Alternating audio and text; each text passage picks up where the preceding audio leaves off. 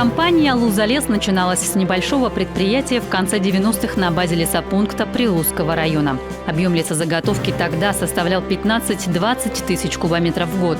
Сегодня это одно из крупнейших лесозаготовительных деревоперерабатывающих предприятий Республики Коми. Важным фактором, оказавшим существенное влияние на темпы развития, стала инновационная политика предприятия.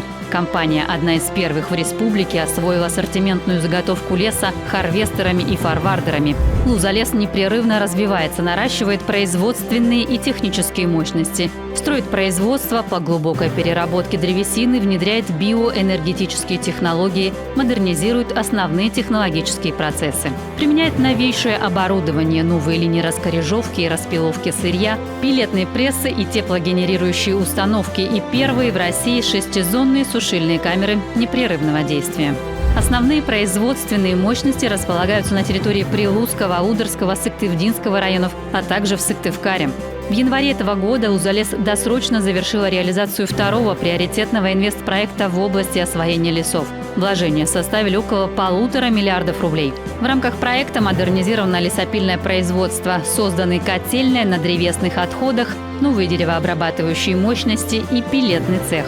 В рамках проекта компания построила более 140 километров дорог круглогодичного и сезонного действия.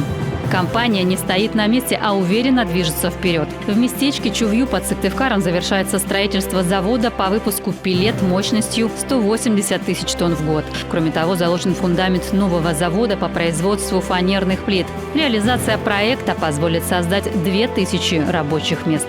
До конца этого года «Лузалес» планирует запустить производство березового шпона на базе участка по глубокой переработке древесины в Сыктывдинском районе.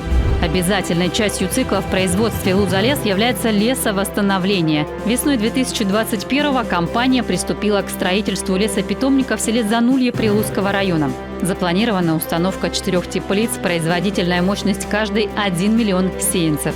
Общая площадь лесопитомника составит 1 гектар.